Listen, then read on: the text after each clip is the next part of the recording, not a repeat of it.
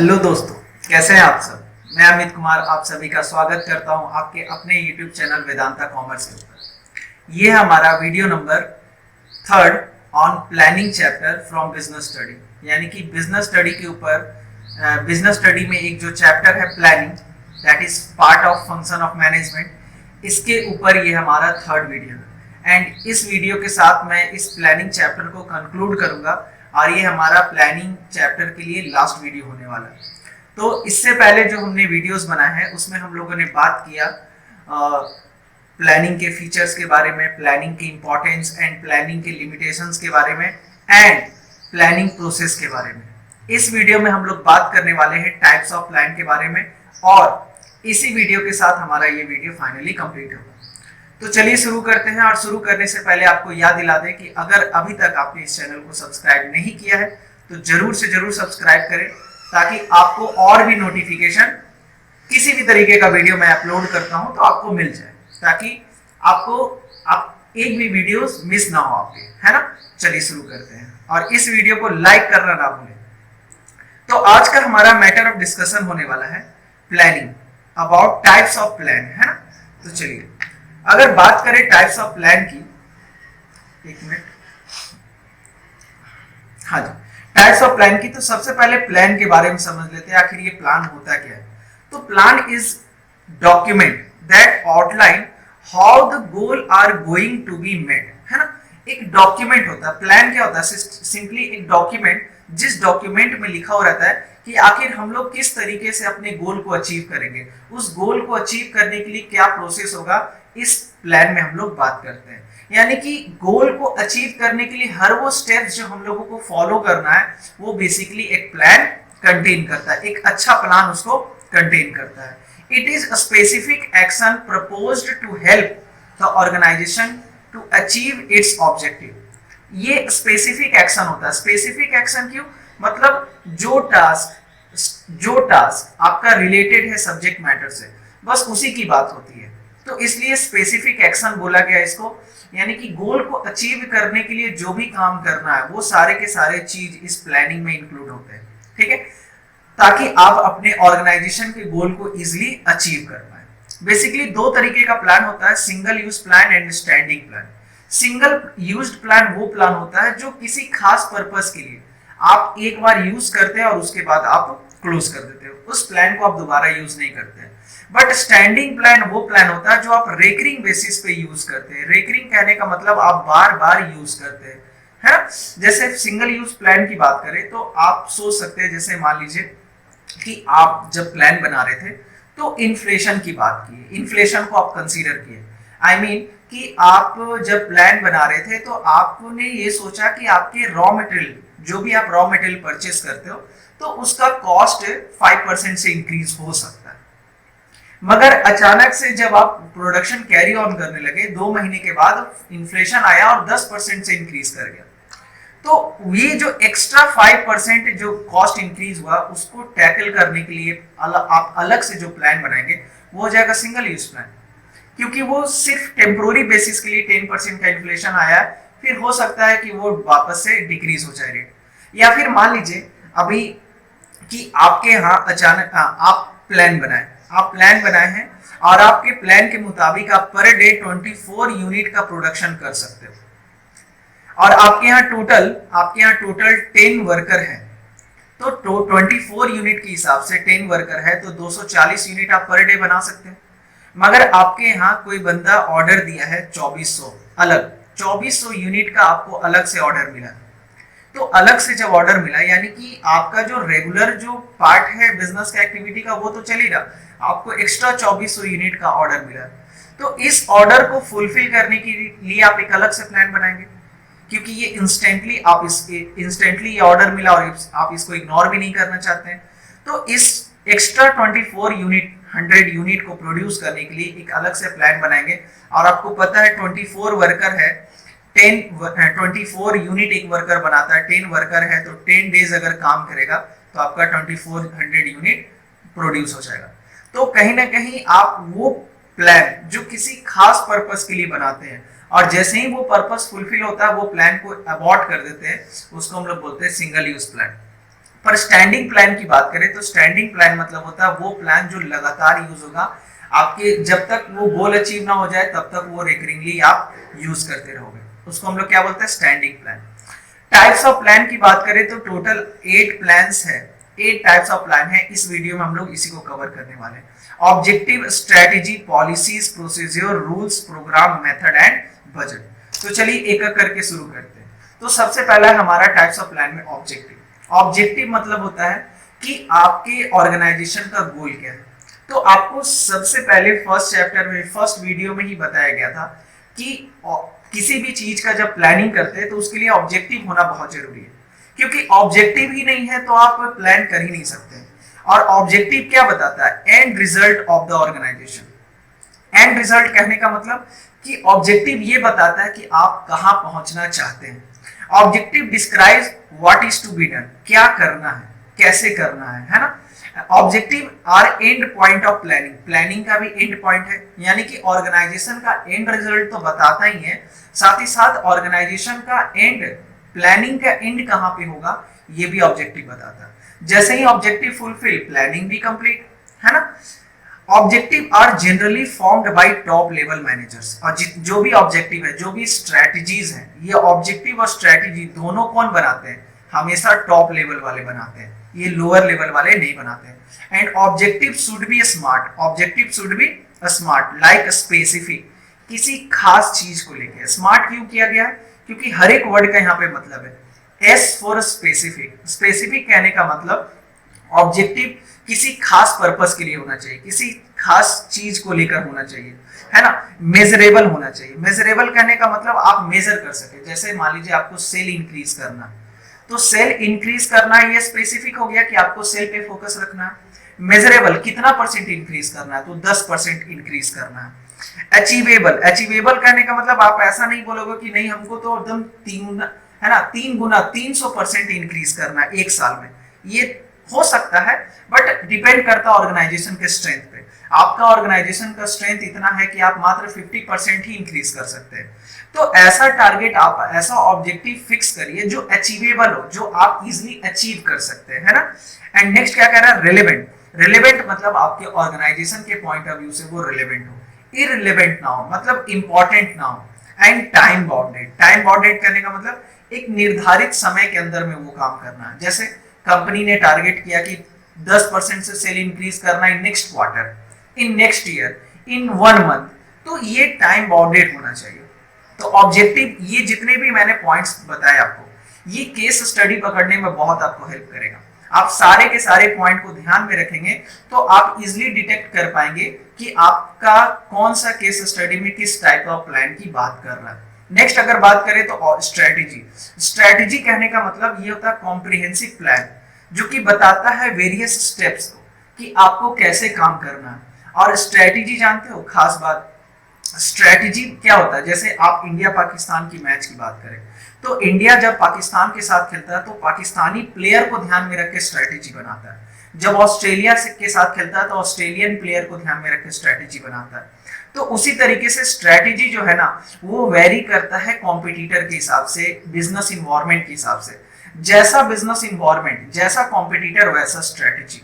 अगर आपका कॉम्पिटिटर अलग तरीके का है तो जैसा जैसा कॉम्पिटिटर उस तरीके का स्ट्रेटेजी, यानी कि ये वेरी करता है आपके बिजनेस इन्वायरमेंट के ऊपर, है ना।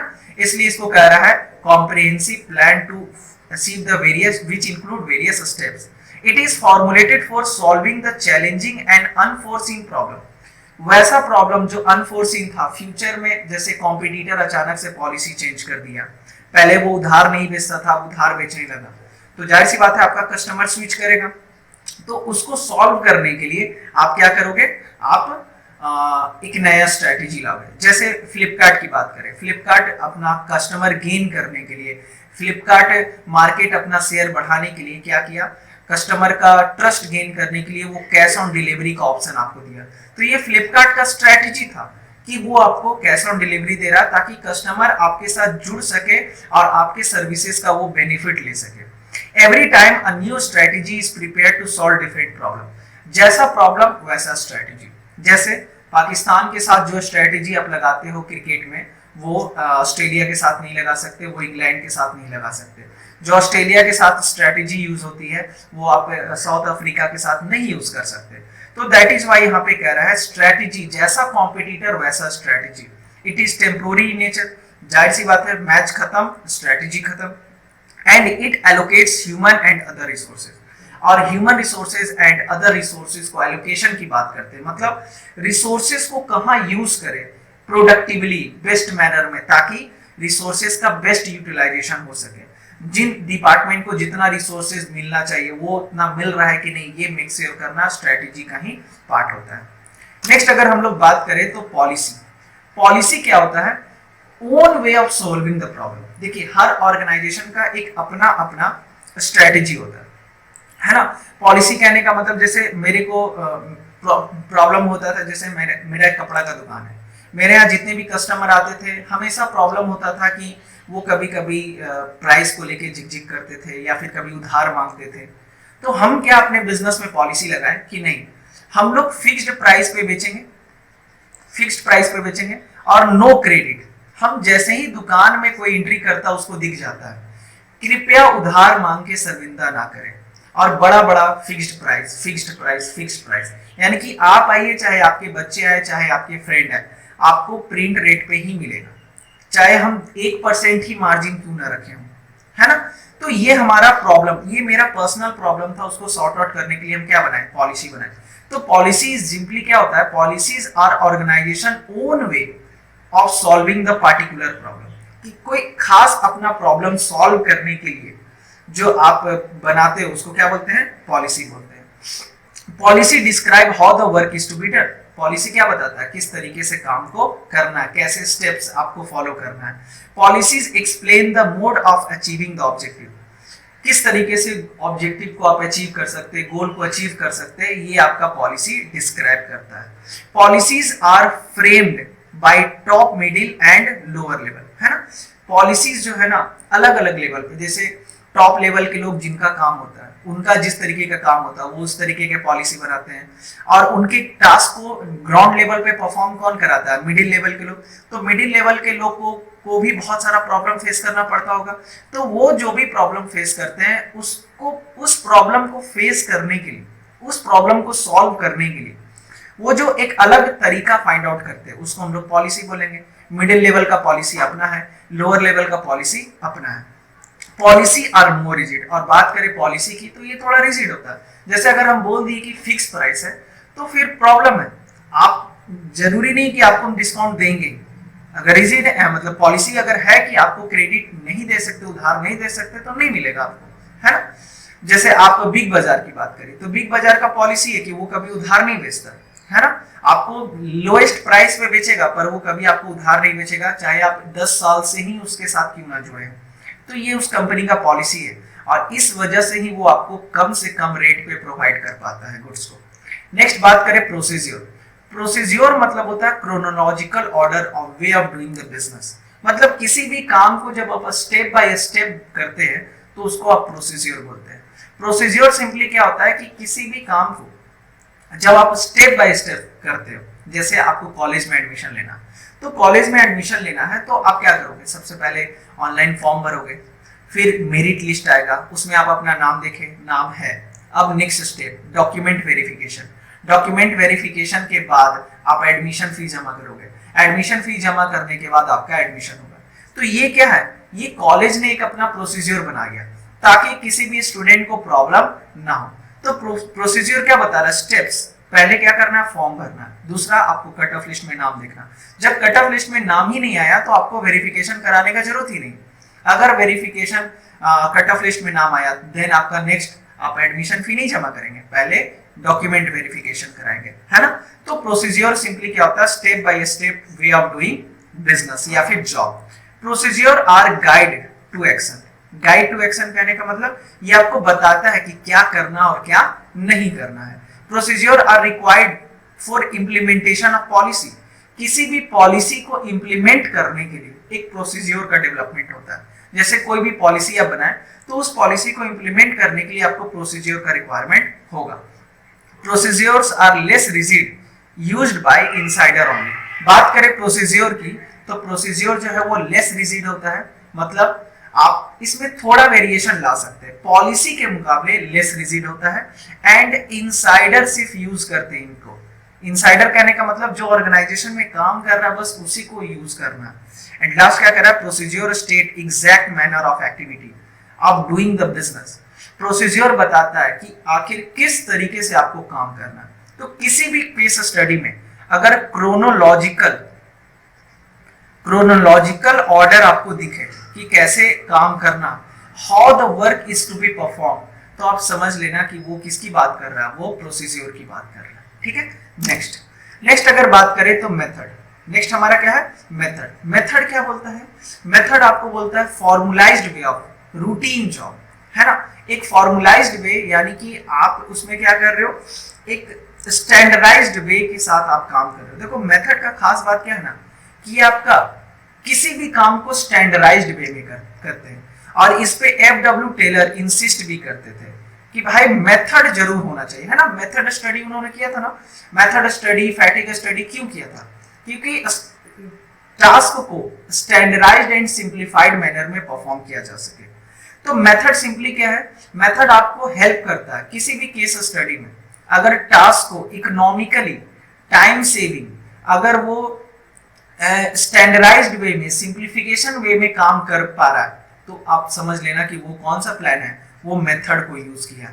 Method is the formalised way of doing the routine and repetitive job. किसी भी जॉब को रिपीटेटिवली जो करना है उसके लिए एक मेथड बनाया जाता है। जैसे एक बार डेली एक ही काम को रोज रोज करना, तो वो बेसिकली क्या हो जाएगा, मेथड हो जाएगा कि हाँ भाई इसी तरीके से आपको परफॉर्म करना है।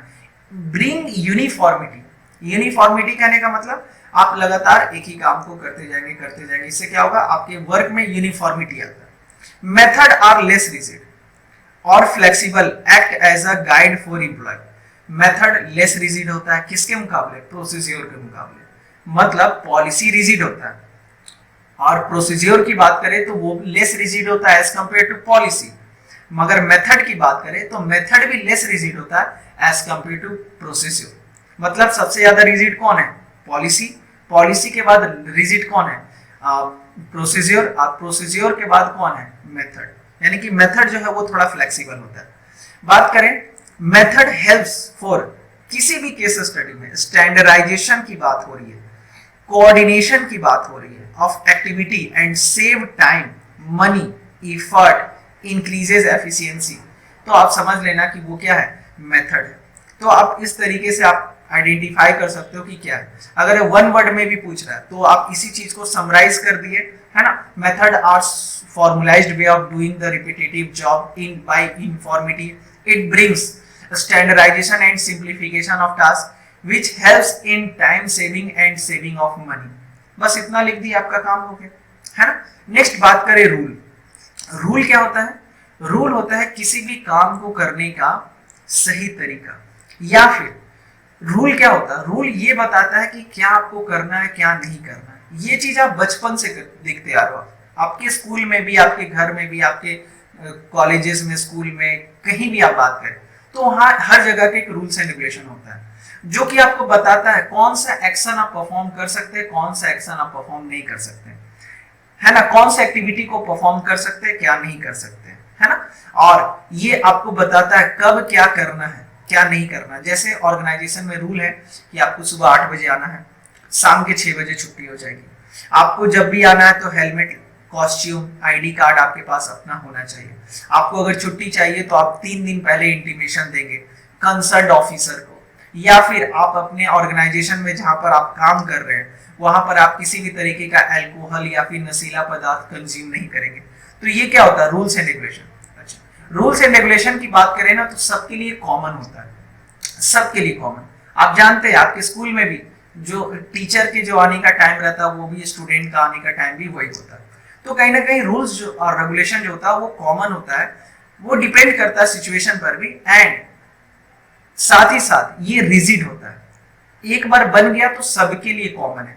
ऐसा नहीं कि हम अगर मैनेजर है तो हम स्मोकिंग कर सकते हैं, आप वर्कर है तो आप स्मोकिंग नहीं कर सकते, है ना। इस तरीके का नहीं होता। तो रूल्स आर नॉर्म्स, नॉर्म्स मतलब वही रूल्स एंड रेगुलेशन, है ना। Rules are norms regarding action action क्या कर सकते हैं and non action of employ क्या नहीं कर सकते। रूल्स इज स्पेसिफिक स्टेटमेंट, ये क्या है स्पेसिफिक स्टेटमेंट कहने का मतलब कहीं पे आपको केस स्टडी में दिख जाएगा, बहुत पंचिंग पॉइंट है ये। कहीं पर भी अगर आपको स्पेसिफिक स्टेटमेंट दिख जाए, स्पेसिफिक मतलब जो बताता है एग्जैक्टली यही करना और कुछ नहीं करना, तो अगर स्पेसिफिक स्टेटमेंट आपको दिख जाता है यानी कि वो किसकी बात कर रहा है, कौन से टाइप्स ऑफ प्लान की बात कर रहा है, रूल की बात कर रहा है। Rules are guide to behaviour of employ, behaviour of employ को गाइड करता है, मतलब ये गाइड करता है कि क्या आपको करना क्या नहीं करना, क्या आप कर सकते हैं क्या नहीं कर सकते। Rules describe what is to be done, क्या कर सकते हैं, what is not to be done और क्या नहीं कर सकते। And last point, rules are very rigid, ये बहुत रिजिड होता है, स्ट्रेंजेंट होता है and compulsive in nature. Compulsive in nature मतलब आपको फॉलो करना ही पड़ेगा, आप किसी भी तरीके से इसको इग्नोर नहीं कर सकते, है ना। आप क्या स्कूल के कभी भी स्कूल के रूल्स एंड रेगुलेशन को इग्नोर करते हैं? यस सर, हमेशा करते हैं। मतलब स्कूल का जो रूल्स एंड रेगुलेशन है उसका बैंड बजाने में तो हम लोग एक्सपर्ट हैं, तो भाई ऐसा नहीं चलेगा, है ना, ये आप गलत करते हो और इसके लिए आपको कभी कभी फाइन वगैरह भी लगता होगा। हाँ, तो रूल्स की एक और खास बात क्या है कि अगर इसको कोई रूल तोड़ता है तो उसके साथ क्या लगना चाहिए, फाइन और पेनाल्टी इंपोज होना चाहिए। नेक्स्ट अगर बात करें तो प्रोग्राम, नेक्स्ट क्या बता रहा है, प्रोग्राम। प्रोग्राम मतलब क्या होता है, तो प्रोग्राम सिंपली समझ लो ना, ये एक detailed statement about the project, project के बारे में कि जो प्रोजेक्ट यहाँ पर मतलब है कि जिस काम को आपको करना है, तो प्रोजेक्ट के बारे में जो डिटेल स्टेटमेंट होता है उसको हम लोग प्रोग्राम बोलते हैं, है ना। It is made to get systematic working and various activity, किसी भी एक्टिविटीज को परफॉर्म करने, सिस्टमैटिकली परफॉर्म करने के लिए एक डिटेल्ड स्टेटमेंट जो बनाते हैं उसको हम लोग प्रोग्राम बोलते हैं। जैसे आप एनुअल फंक्शन कर रहे हैं, तो एनुअल फंक्शन करने वक्त आप प्रोग्राम का एक डिटेल स्टेटमेंट बनाते हो कि नहीं, हाँ भाई ये करना है, पहले ये वेलकम सॉन्ग होगा, उसके बाद एक नृत्य डांस होगा, उसके बाद एक प्रिंसिपल आकर लेक्चर देंगे, उसके बाद वाइस प्रिंसिपल आएंगे, उसके बाद हेड टीचर आएंगे, उसके बाद एक डांस होगा, उसके बाद एक ड्रामा होगा। तो वो सिंपली क्या होता है, एक detailed statement about the project. It is the combination, अच्छा कॉम्बिनेशन होता है, ये आप ध्यान रखिएगा, objective, policy, procedure and rule, ये एमसीक्यू में पूछ देता है। कॉम्बिनेशन ऑफ, है ना, programme is the combination of OPPR, इसको शॉर्ट में आप बोल सकते हैं, objective, policies, procedure and rules. यानी कि ये जो प्रोग्राम कैसे बनता है, ये ऑब्जेक्टिव को ध्यान में रख के बनता है, पॉलिसी को ध्यान में रख के बनता है, प्रोसीजर को ध्यान में रख के बनता है एंड रूल को ध्यान में रखता है, इसलिए OPPR, objective, policies, programme and rule, ठीक है। Objective, policy, procedure and rule, sorry, ठीक है। नेक्स्ट फोर्थ पॉइंट की बात करें तो प्रोग्राम में also be prepared at different level, अलग अलग लेवल पे अलग अलग बनाया जा सकता है। मतलब जिस तरीके से पॉलिसी हर लेवल पे बनता है उसी तरीके से प्रोग्राम भी अलग अलग लेवल पे बनता है। एंड लास्ट पॉइंट है हमारा budget. Budget is what, budget कहने का मतलब एक न्यूमेरिकल टर्म में स्टेटमेंट, ऐसा स्टेटमेंट जो आपको बताता है कि आपको क्या करना है। जैसे सेल इंक्रीज करना है, तो सेल इंक्रीज करना तो कितना परसेंट से, 10% से, तो 10% से इंक्रीज करने के लिए कितने का इन्वेस्टमेंट करना पड़ेगा, कितने करोड़ का एडवर्टीजमेंट करना पड़ेगा, कितने करोड़ का इन्वेस्टमेंट और फर्दर करना पड़ेगा, है ना। ये क्या होता है, बजट। तो बजट एक स्टेटमेंट होता है जो कि आपको न्यूमेरिकली बताता है कि कितना आपको खर्च करना है। और बजट की बात करें तो बजट कभी भी सिर्फ फाइनेंशियल टर्म के लिए नहीं होता है, बहुत सारा बजट होता है। जैसे मान लीजिए आपको प्रोडक्शन डिपार्टमेंट की बात करें तो प्रोडक्शन डिपार्टमेंट को पर डे 1000 यूनिट प्रोड्यूस करना है, तो ये उसके लिए बजट हो गया, उसके लिए क्या हो गया, बजट हो गया, है ना। तो बजट की बात करें तो बजट अलग अलग तरीके का होता है, वो डिपेंड करता है कि कौन सा डिपार्टमेंट क्या बना रहा है। तो budget is the statement of expected result expressed in numerical term. In budget the result are always measurable. अगर बजट की बात करें तो बजट में हमेशा मेजरेबल, जैसे आप देख रहे हैं ना प्रोडक्शन डिपार्टमेंट का बजट बना है 1000 यूनिट, तो ये मेजरेबल है, यानी कि हमेशा ये मेजरेबल होगा, ये कभी भी ऐसा नहीं है कि बिना डाटा के आप शो कर सकते हैं। The most of the time these are financial in nature, but it does not mean company prepare only financial budget. Most of the time financial budget ही होता है, मगर ये जरूरी नहीं कि सिर्फ कंपनी फाइनेंशियल बजट ही बनाती है ना, सिर्फ पैसे से रिलेटेड बजट बनाती है। जैसे मान लीजिए कि न्यू मशीन आपको परचेस करना है, तो न्यू मशीन परचेस करना है तो उसके लिए पैसा लगेगा। अब कंपनी कितना खर्च करना चाहती है, 50 लाख 1 करोड़ कितना खर्च करना चाहती है, तो ये क्या है, बजट है कि कंपनी नए फर्दर टेक्नोलॉजी के मशीन पे कितना खर्च करना चाहती है ना। Along with the financial budget, the capital budget is expressed to find out the expected capital requirement. Capital budget, operational budget, production budget, बहुत तरीके का बजट होता है, वो डिपेंड करता है कि कौन सा डिपार्टमेंट का मैनेजर वो बजट बना रहा है। तो इसी के साथ हमारा ये जो टाइप्स ऑफ प्लान था वो कंप्लीट होता है। एंड आई होप कि आपको ये सारे के सारे वीडियोस, जितने भी first video, second video, third video, आपको पूरा क्लियरिटी दिया होगा, जिससे कि आपको समझ में आया होगा कि हमारा ये कंटेंट आखिर क्या है। तो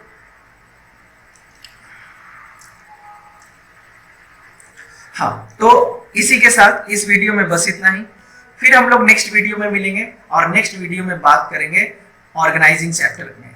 ऑर्गेनाइजिंग आखिर एक manager organising function of management में क्या करता है और उसको किस तरीके से सारे एक्टिविटीज को परफॉर्म करने होते हैं।